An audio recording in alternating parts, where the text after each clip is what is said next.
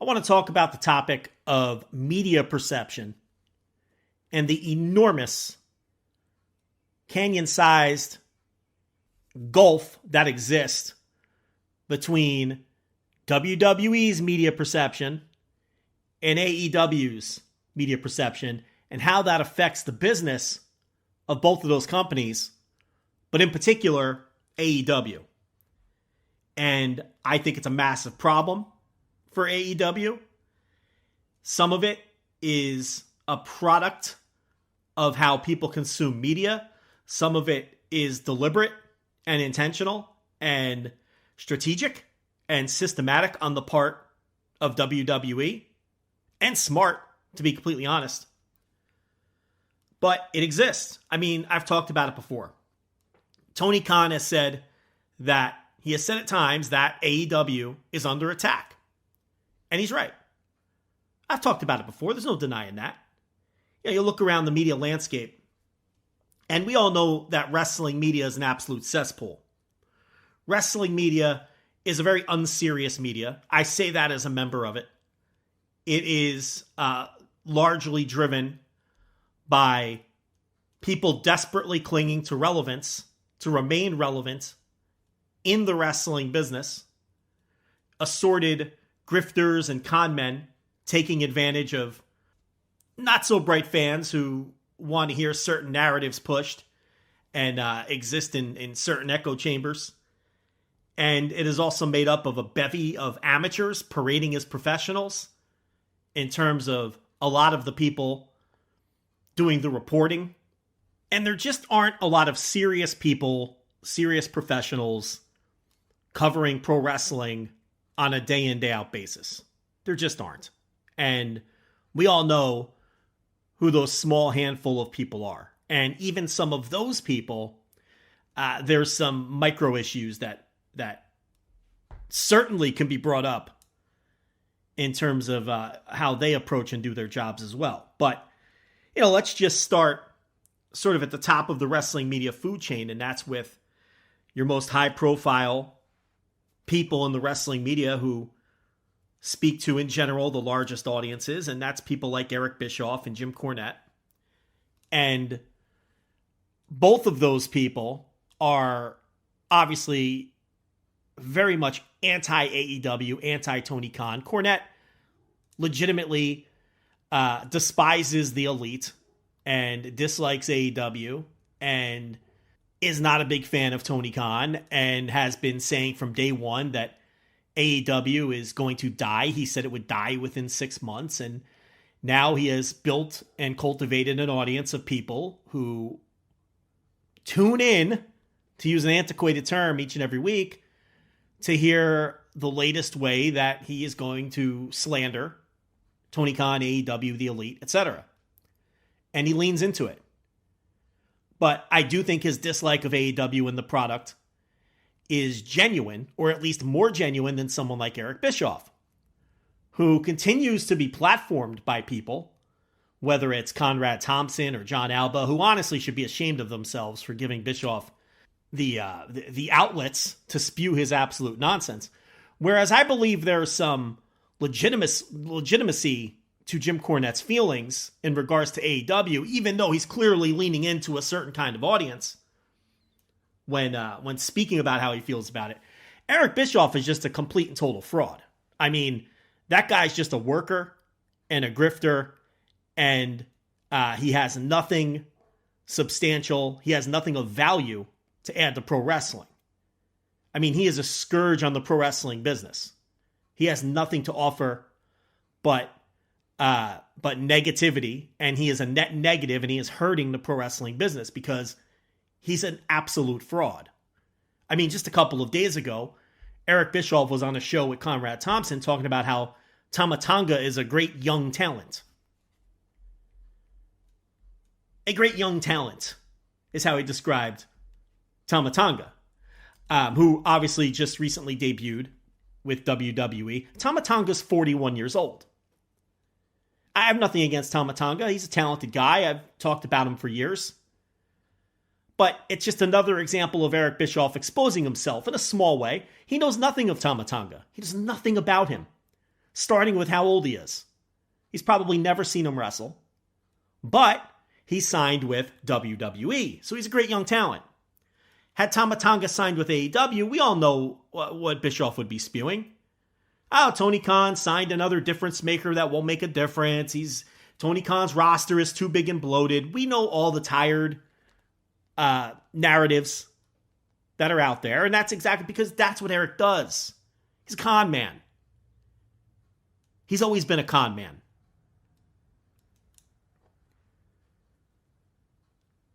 He did a pro wrestling business podcast where he continually predicted the demise of a pro wrestling company that's on the verge of scoring a brand new television contract. Bischoff doesn't know what he's talking about.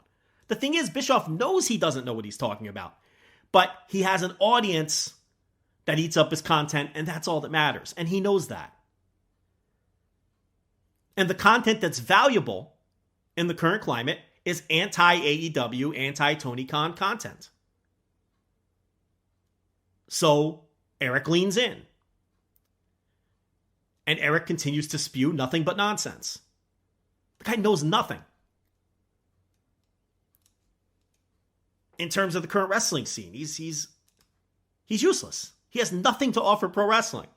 But he's one of the largest voices because of his past, because of his name value. That would be hard enough, but there's a whole second level of your Conans and Disco Infernos and Al Snows and Vince Russo's, who may not have the sizable audiences that Bischoff and Cornette have, but they still have a massive reach. They're still names and known commodities in the pro wrestling world, and fans are going to turn to them first before they turn to somebody like me, who they maybe have never heard of. And they're spewing a lot of the same nonsense again because anti-AEW rhetoric, whether it's your true feelings or not, they all know that it's good for business. There's a lot of people who like hearing that, who find comfort in that, who like that echo chamber of, hearing why AEW is bad and why it's going to fail. And they all have slightly different motivations, but the bottom line is it's advantageous to be anti-AEW in the current climate. And it even goes below that a level to your Twitter engagement accounts, your Twitter bots, your YouTubers. Go ahead and log on to YouTube and type in pro wrestling, watch a few videos, and you'll be inundated with YouTubers with thumbnails of the most unflattering picture of Tony Khan they could find, and whatever the AEW controversy of the week is, and why AEW is going to die, or why Tony Khan is out of control, or why, whatever the case may be. There is an entire cottage industry of this, starting at the top with your Bischoffs and your Cornettes and extending downward to various levels. And that would be enough of a avalanche of negativity for AEW to overcome if that's all there was, but there's so much more that I'm going to get into in a minute. And the counterbalance doesn't exist. See, even if some of these people I mentioned didn't currently like what was going on with WWE, they're not going to go as hard. You're not going to get massive, you're not going to get massive amounts of YouTubers and YouTube thumbnails spouting WWE negativity. WWE's hot right now. And a lot of people are enjoying WWE. They're having one of their best periods ever. They're having their best period ever in terms of revenue. So, if you're these various grifters or people looking to make a quick buck, how is it advantageous to bang on WWE? You run the risk of running people off. And the Venn diagram of people who don't like AEW and do enjoy WWE very much overlaps. Very much overlaps. So if any of these guys know that people are consuming their content to hear the constant bashing of AEW, they're not going to go that hard on WWE because they're going to risk running those people off. Because again, people enjoy echo chambers. People enjoy listening to like-minded voices. That's human nature. And these types of people are not going to consume content that's ripping on WWE right now if they're enjoying WWE. They want to hear you bash AEW. That's what they're coming for. And these guys know it. And that's why they lean in. Who's another target of these types of outlets? Dave Meltzer. Why? Because think of it this way. If you're Eric Bischoff and you have a business podcast, which I know he doesn't have that podcast anymore, but he did, and you're just spouting absolute nonsense on a weekly basis, okay? It's advantageous for you to bash someone who's not spouting nonsense, who's spouting facts, who's spouting 40 years of experience of knowing trends and where things are going, and who also, by the way, you haven't gotten along with in a number of years. And who also, by the way, fits into that same Venn diagram of people who dislike AEW for whatever reason, generally are distrustful and don't like Dave Meltzer. Why are they distrustful of him? Because of people like Eric Bischoff and many others constantly telling you how Dave Meltzer doesn't know anything and he's wrong and he's an idiot. A useful idiot, as Eric Bischoff termed it. Very useful to Eric, by the way. Because, look at it this way. Banging on Dave Meltzer is an enormous part of a lot of these people's business models. So he is very useful to Eric Bischoff. Ironically enough, what would these people do without Dave? They should be paying him royalties. Conrad Thompson built an entire business around the work that Dave did for 40 years. But it's a key part of the playbook. Discredit the media. They don't know what they're talking about. Dave Meltzer doesn't know what he's talking about. I, Eric Bischoff, know what I'm talking about. The charismatic guy with the nice smile who actually worked in the business. He knows all the right chords to play. And it's all part of the game. And we've all seen the playbook outside of wrestling in how advantageous it is at times to discredit the media. Especially when the media is contradicting the bullshit that you're spewing.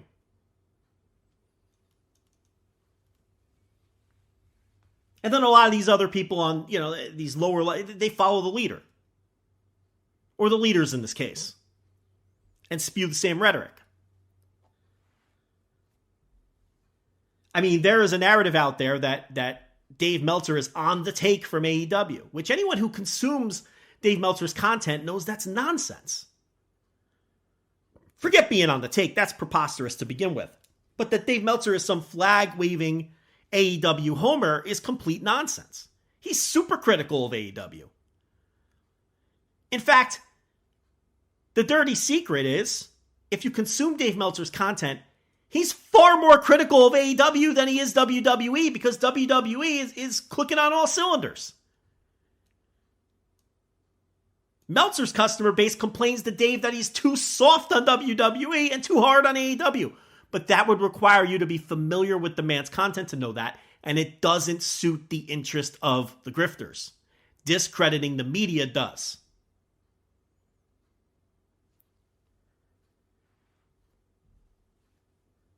And this all ties back to this avalanche, this attack of anti-AEW media that Tony Khan has to somehow overcome. And it's almost impossible.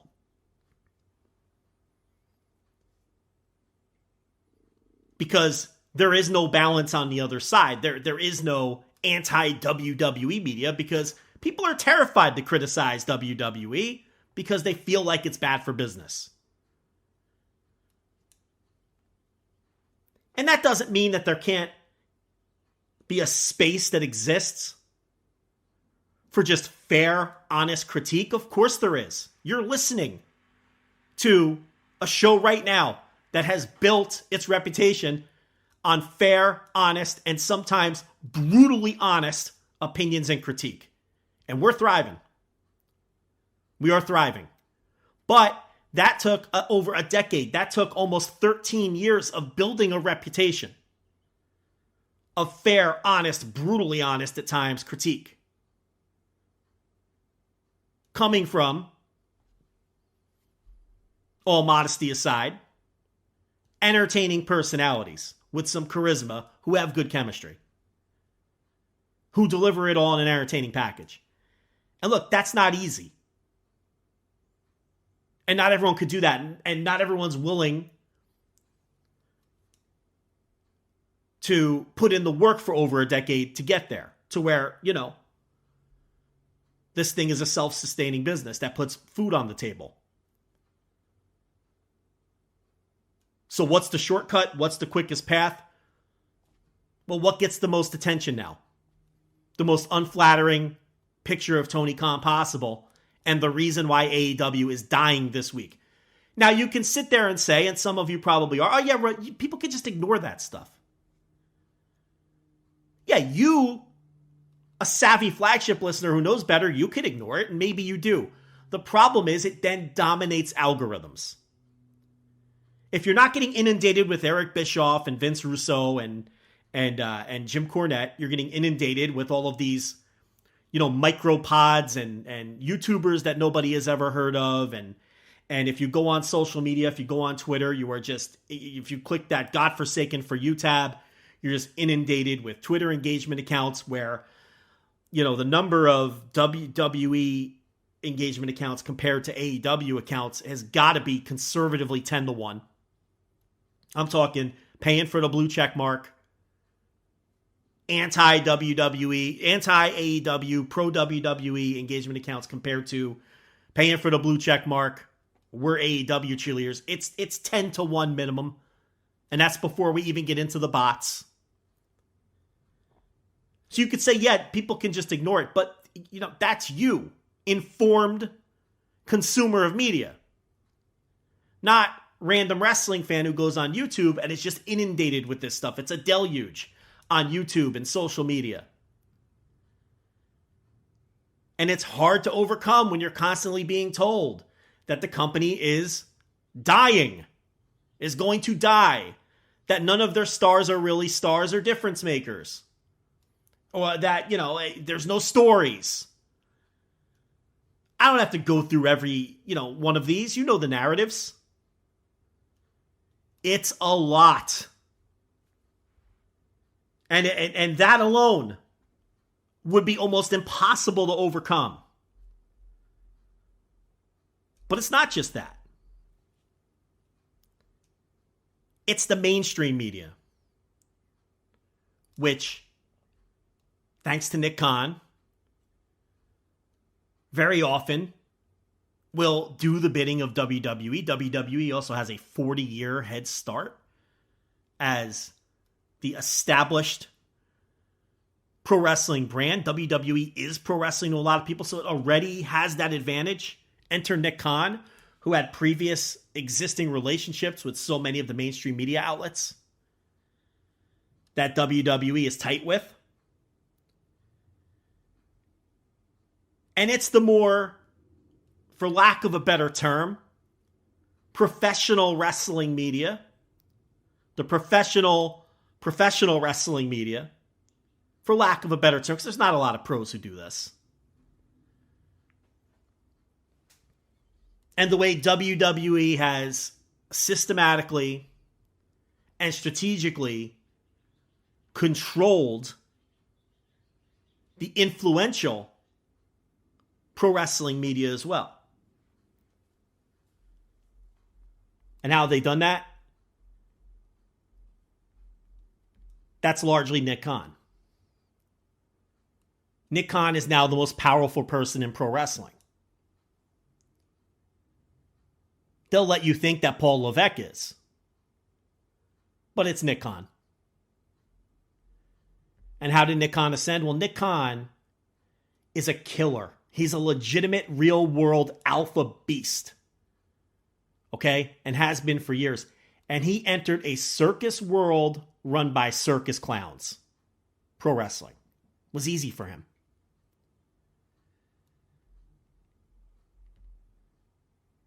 Vince self-destructed.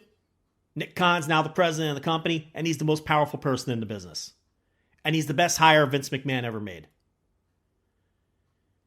Not just with his ability to cut extremely advantageous media rights deals due to his connections that he's built over the years as a power agent, as the biggest power broker in sports media.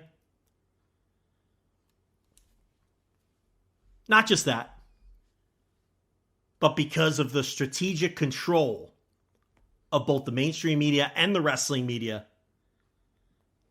that he has put in place since he's come into the company. And it's smart, and it's tactical, and it works. And it's one area where WWE has a canyon-sized gulf of an edge over AEW. Did you see the media blitz that WWE was able to pull off WrestleMania week? Now, look, granted, again, 40-year head start. But this was the likes of which you've never seen. And that's all thanks to Nick Khan. That's all thanks to Nick Khan and his connections. And again, a real-world alpha beast entering a world of circus clowns. And applying real-world business strategies to this touring circus that was largely being run by clowns. Forget the grifters and the con men and the YouTubers and the engagement accounts and the micropods and the microsites that have largely ignored the lawsuit against WWE, against Vince McMahon. Vince is gone. That's all they're concerned with. And again, it doesn't suit their interest to talk about that story or pursue those stories. And there's really only a tiny handful of entities, forget the wrestling media, in media period, who are remaining on top of that. And set aside, again, the grifters and the low-level media. But think about why the mainstream media has largely just ignored this story after a quick burst of information when the lawsuit became public, the details of the lawsuit. That also is the Nick Khan effect. I'm not saying he's shaking people down or telling them not to report it. But he has great relationships with a lot of people. And now that's starting to filter down to the wrestling media. Are you familiar with Chris Legentil? Very few of you probably are. You may have seen him if you watched the WrestleMania post-show pressers. He was presented, I believe, on night 1. Given a cryon and everything with his name. You probably didn't make much note of it. I'm guessing less than 10% of you listening know who this guy is or have ever heard his name. He's one of the most important people in the company. And aside from Nick Khan, the most important person in all of pro wrestling in controlling the media. He was hired in April of 2021 with the title of Senior Vice President, Head of Global Communications. That's a fancy title for he runs the company's PR. And to understand how wrestling media operates is to understand how Chris Legentil and WWE P.R. operates. You can't fully grasp the former without understanding the latter. Now, Chris Legentil was recently in the news. He was hired 3 years ago to run PR, and we'll talk about that in a second, but he recently received another job. A press release from Nick Khan, the reorganization of talent relations. And I quote, WWE has begun the process of reorganizing its talent relations group. Moving forward, Chris Legentil, in addition to his role in comms, communications, will help us in leading the new group. Matt Altman, in addition to his role in marketing, will be working closely with Chris to help in this endeavor. Talent development and recruiting will now report into Shawn Michaels. All of talent, which includes talent relations, development, and recruiting, will continue to ultimately report into Paul Levesque. As of today, Dan Ventrell, could be Ventrelli, I don't know how to pronounce that, will be moving on from WWE. We thank Dan for his tremendous contributions, end quote. So Chris Legentil is moving on and up. He is not only the senior VP, head of global communications, which, by the way, if you go to the WWE website, you are directed to Chris Legentil if you have any media inquiries in the US or Canada. He's the guy. He's now heading up this reorganized talent relations department. And we'll see how it all settles. But that's who Chris Legentil is. Where did they find him? He worked for DAZN, the NBA, Showtime, previous to coming on board with WWE. He worked for many of Nick Khan's old cronies throughout the sports and entertainment business. And he's been running WWE's PR for the last 3 years and doing it in a very savvy, real-world way that nobody in pro wrestling has ever done it before. Now, when I say that most of you have probably never heard of him, that wouldn't apply to any media members listening because I'm sure that you have heard of him. I'm sure that you're intimately familiar with him. He's been described to me as Nick Khan's right-hand man. Another source, another media source, described him as polite and respectful. And in the interest of balance, he's also been described as, quote, a two-faced frat boy, end quote, by someone who worked close to him. Now, what does he do? He does very savvy PR.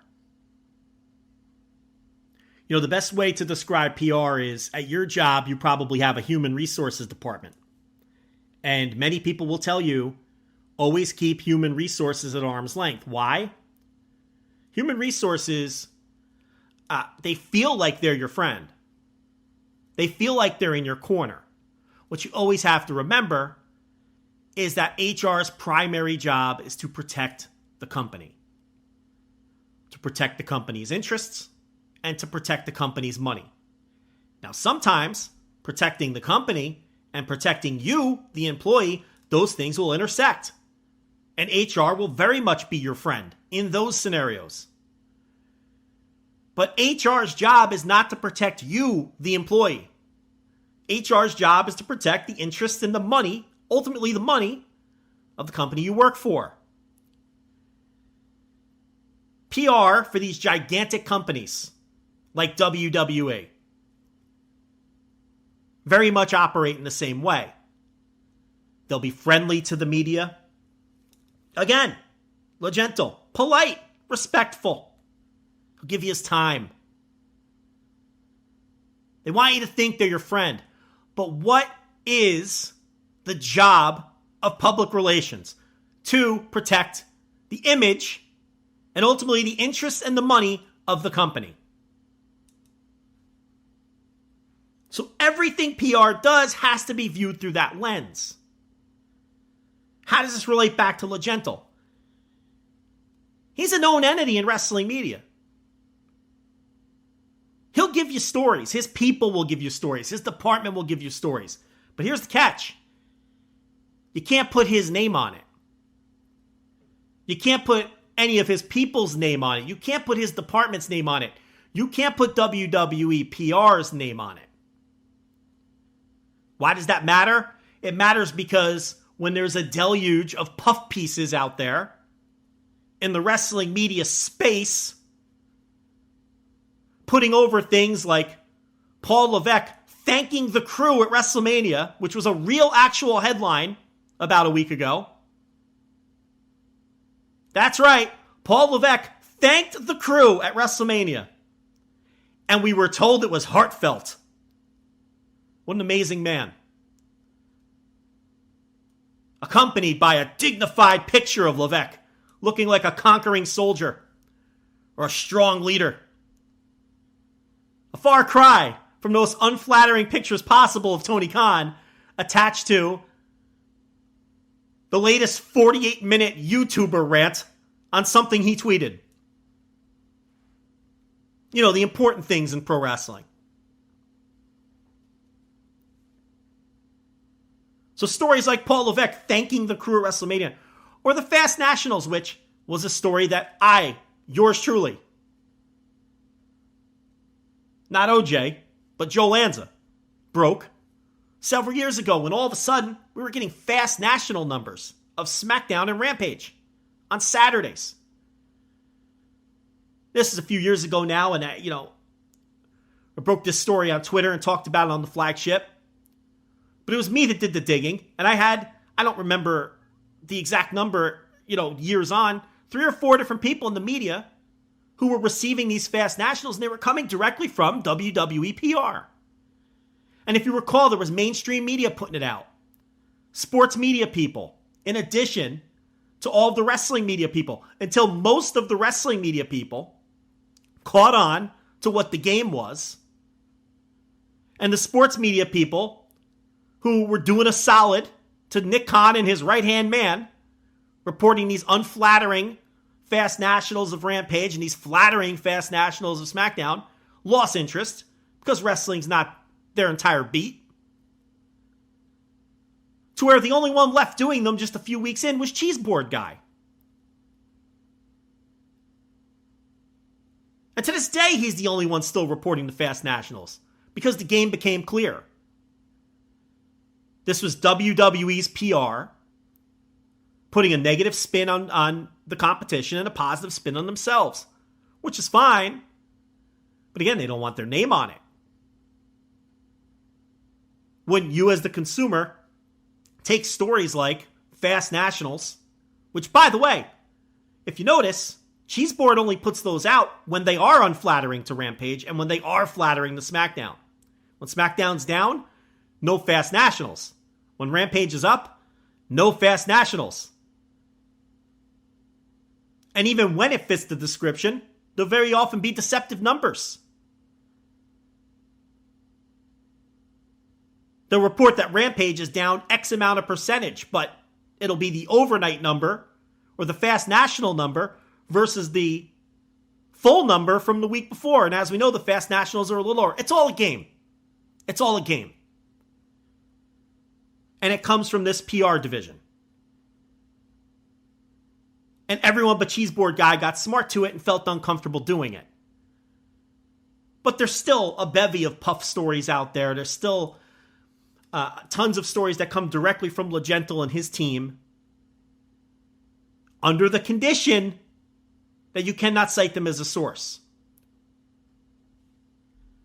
And what happens is these media entities play the game because they're thirsty for scoops and content. Because when your lifeblood is scoops and content, you take it any way you can get it.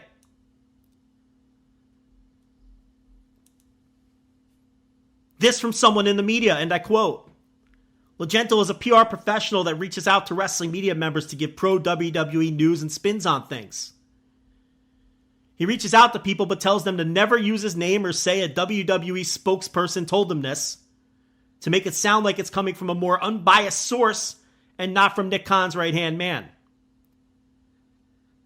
WWE knows that people are starving for information and understands how to strategically send that information out, and all of these jokers are happy to do their bidding. End quote. That's from someone in the media. This is what's happening. This is what Legentil does, and he's very good at it.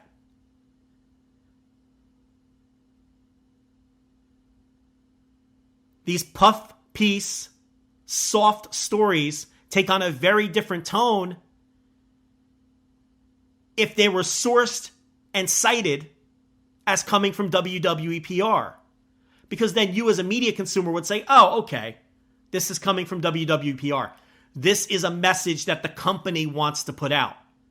But when it's unsourced, where does the mind of the media consumer go? Oh, it's some mystery source. Oh, I wonder who's saying that. There's more validity to it if it's unsourced.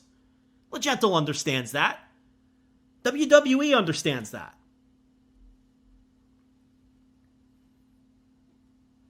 So they'll give these stories, these soft stories to these outlets who will play the game, because that means more scoops and more stories are coming.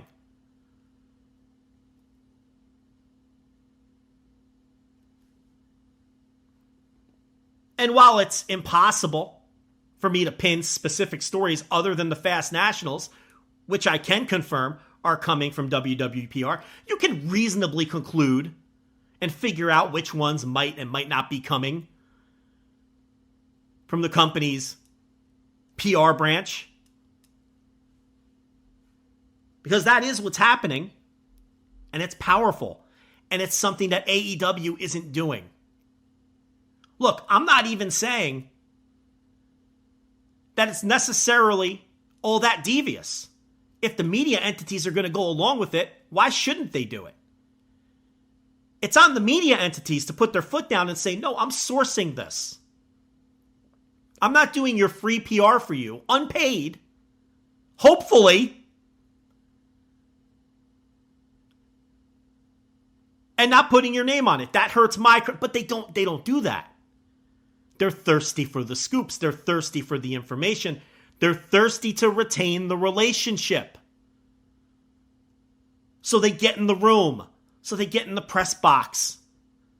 So they can cheer in the press box. So they can cosplay in the press box. So they can be in the pressers. So they can play reporter. So they play the game. And that's how WWE controls the messaging.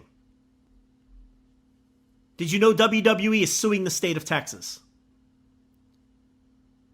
Did you know that? Probably not, because these are the kinds of stories that slip between the cracks. I even whiffed on this one. And saw it way after the fact. Reported on WrestleNomics. WWE is suing the state of Texas to prevent records, public records, to be provided to Brandon Thurston and WrestleNomics, attendance records and such, to Royal Rumble shows that have been held in the state. And the affidavit states, quote, how damaging the information would be, end quote, to WWE and their business for these records, such as the price of the bids placed by the city of San Antonio, the attendance, and so forth. And they're suing the state of Texas, trying to prevent them to provide that information, public information, to media outlets on the basis it would be damaging to their business. Do you know who wrote that affidavit? Chris Legentil.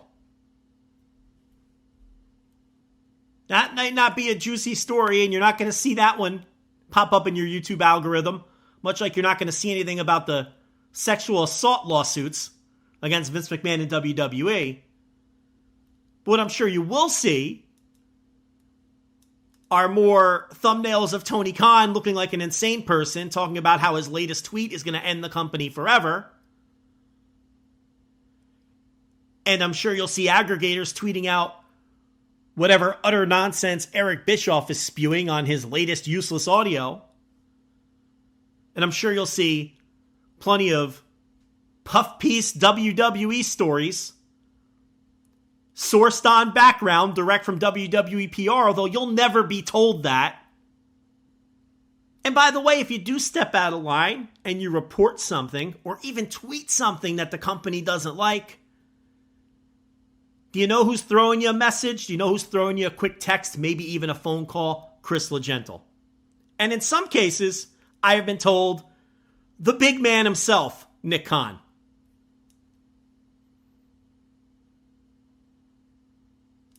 And what do if this is your lifeblood? If you don't want to sever the relationship, if you don't want to annoy these people so that they stop responding to your inquiries, which is their job, because they will freeze you out. I've been told that they will freeze you out if they don't like what you report, if you don't backtrack, they will ignore you. And look, there's some media who have some ethics, who have some personal pride, who, while that may make their jobs harder, they don't mind. That's the cost of doing honest business. But if you don't think those kind of tactics work on the unserious non-professionals in the wrestling media, I don't know what to tell you.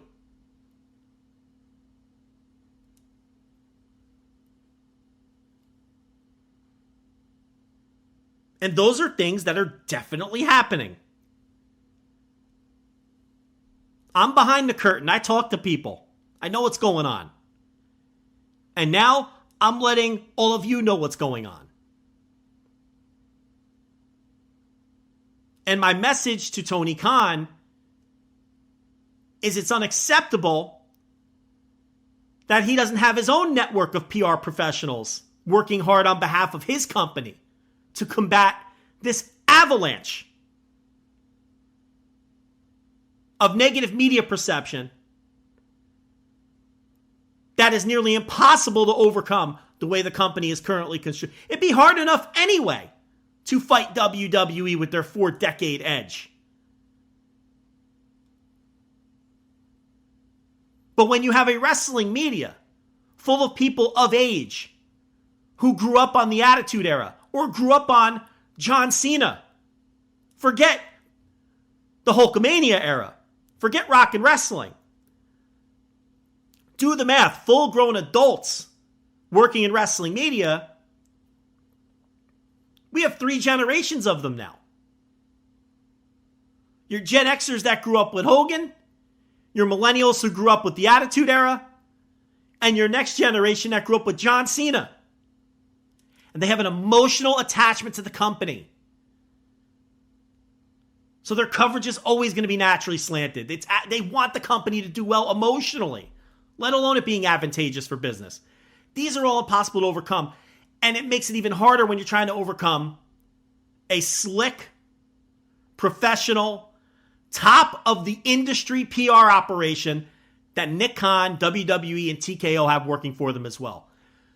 Tony Khan and that Khan family are among the richest people in the United States, in the world.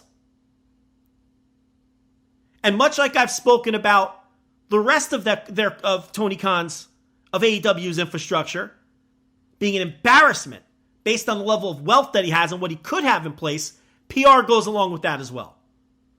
Why and how AEW doesn't have a PR arm that is top of the industry, above and beyond even what Nick Khan can put together, is beyond my comprehension and understanding. They have the resources to do it.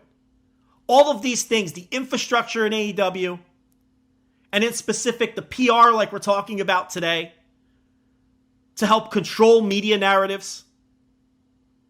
When you have that level of wealth, there's no excuse. It should have been part of the startup cost of opening up the company. And if it wasn't, you should have learned very quickly how powerful that can be. Because AEW is getting their ass kicked in the battle of public perception. It's a blowout. It is a far bigger gap than even the difference in the ratings or the revenue.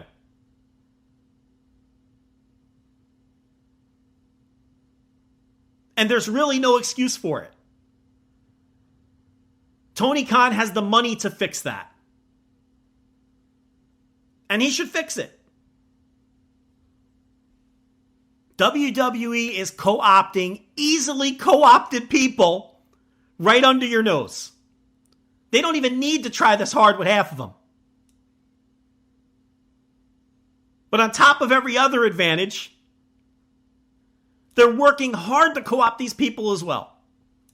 And I haven't even mentioned the content creators that WWE has embraced.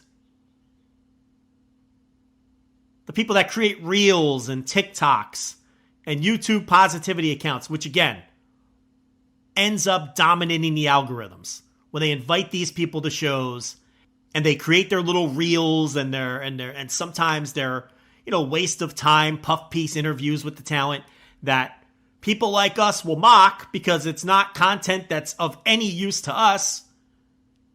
And it's basically vapid, useless content. But then what dominates the algorithms? This type of content, WWE.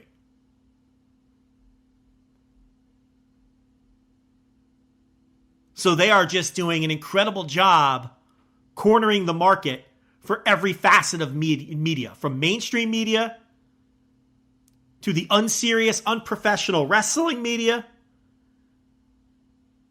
to attempts on the few serious wrestling media that do exist, right down to the quote-unquote content creators, who, again, are essentially doing free PR for the company. AEW isn't doing any of these things. And it's impossible enough to overcome a 4-decade head start from the industry leader. And behind the curtain, they're not even trying. So if Tony Khan wants to feel like he's not constantly under attack, at some point, he's going to have to go on the offensive.